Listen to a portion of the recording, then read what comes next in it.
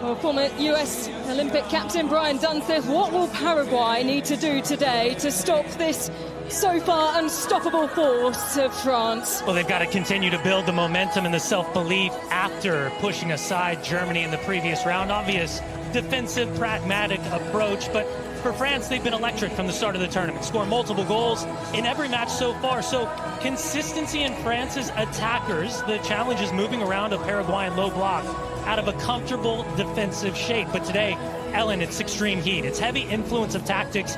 It's substitution patterns, fatigue management, and maybe most importantly, the margins of sports science. Yeah, absolutely. It's something that both managers was asked about in the pre-match press conferences, and particularly Didier Deschamps was asked in detail about the lengths that his side may go to today. He didn't want to give too much away, but did say that he was in the USA for the Club World Cup last year with his assistant coach, and they've taken so many learnings from that tournament.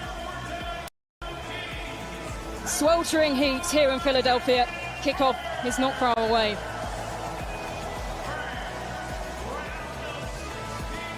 Well, here's a look at the refereeing team for this game. Tantashev is the refereeing all-on-field team from Uzbekistan. He was the man in the middle for 2 group stage games, and this is his first appearance in the knockout stages in what is his first World Cup. Watching away in Dallas, Juan Lara is the VAR tonight.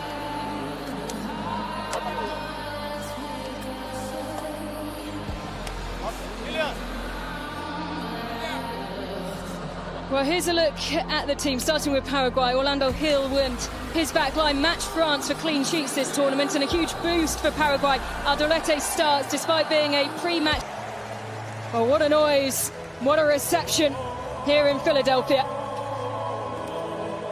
We are just minutes away from getting started in this 4th of July last 16 clash between Paraguay and France.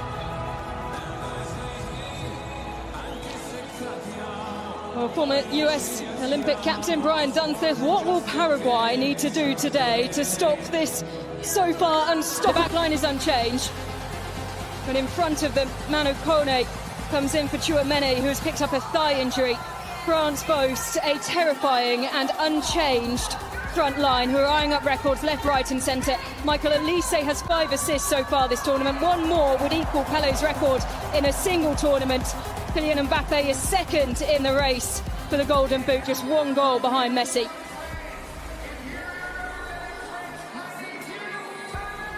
Well, the Argentine Gustavo Alfaro in charge of Paraguay.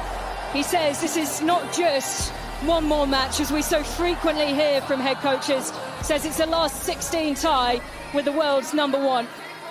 And there is the man at the helm for France. Full throttle end to his time in charge.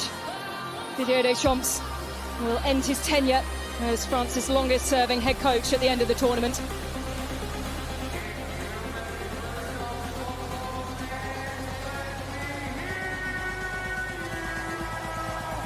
Not an empty seat in the house in Philadelphia.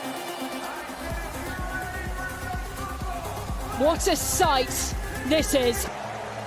Oh, what a noise, what a reception here in Philadelphia. We are just minutes away from getting started in this 4th of July last 16 clash between Paraguay and France. World Cup match, and it's Paraguay and France who clash for a place in the quarterfinals and a tie with Morocco. Mr. Villemans' feet. Now Mbappe. Well, again, though, He'll be so happy with this France. And ball over the top. It's a little bit too far ahead of Barcola, who raises one hand in thanks to his teammates. well, the challenge of playing flat 3 in the back is... Dina. And straight into the palms of Orlando Hill. Well, again, we've seen balance, we've seen flexibility, and we put the ball as quickly as possible in the attacking phase of play to minimize the distance between themselves and the opponent's goals. Early yellow card going the way of Bradley Barcola. Cáceres comes together, and Barcola, he's not trying to get a piece of him, but he does swing through, and the bar's been set early from the referee in terms of challenges. Steps up, has a look for goal himself. Orlando Hill said, rooted to the spot. Dembele, high looking ball looking to the back post where Mbappe was waiting, and that will be that for the first period of the game. 20. Paraguay have had a handful of runs forward, breaking out of their own half, but unable to create anything really of use. And as much as France have had the possession, it was just before that hydration break that we saw our first shot of the game. Here, the chance may open up, it pings off the boots of Upamecano and then sent out wide.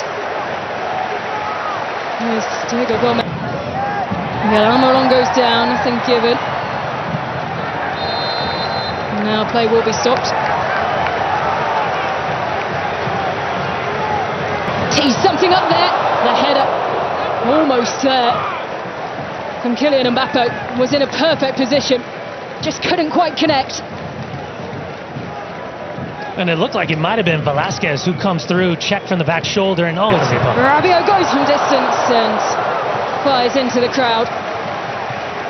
This tournament, no one behind has hit the back of the net, although Rabiot did provide an assist against Senegal. Well, there's nothing more frustrating as a centre-back when a small floating ball from Diego Gomez and into the arms of Mbappe. Tries to wrestle his way free, looks away the referee, and well, there's a handful of pushes there, and quick to react was the referee, but now he's in the middle of a large scuffle here, and even the goalkeeper has come over just to diffuse things, and that is somewhat helped from Orlando Hill, who was quick off his line to just calm things down. And it is Elise. Floating ball and not cleared, now it is, headed over the top. The strike is bouncing and straight into the arms of Orlando Hill. Well, France is wasting no time whatsoever. The moment they are awarded a... Mbappe's gone down. Off the ball challenge, and well, very quickly over to plead France's case is Dembele. Well, it's Galarza as he comes across the Mbappe. He's making this run. He's trying to get in front. It's a right arm that comes up. Take another look at the delivery.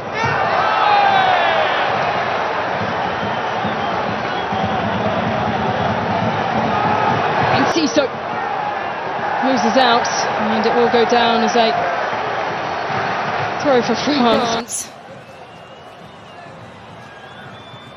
Will roll forward. It's a clever flick, but no one there to meet it, and that will be that for the first half.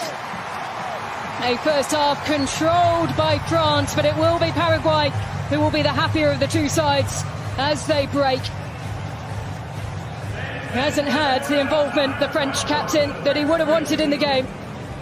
38 places separate the two sides, but it is half-time here at Philadelphia.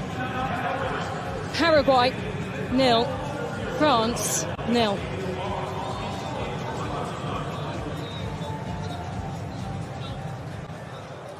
Well, Brian Dunseth, is that the first half that you expected in this clash, a divided clash between France and Paraguay? 38 places separate them in the FIFA rankings. Did you expect more from France? Well, I think the expectation was the style of play that we saw individually from both France and Paraguay. But for Paraguay, the most important thing was for them to get through this 45 minutes without conceding a goal.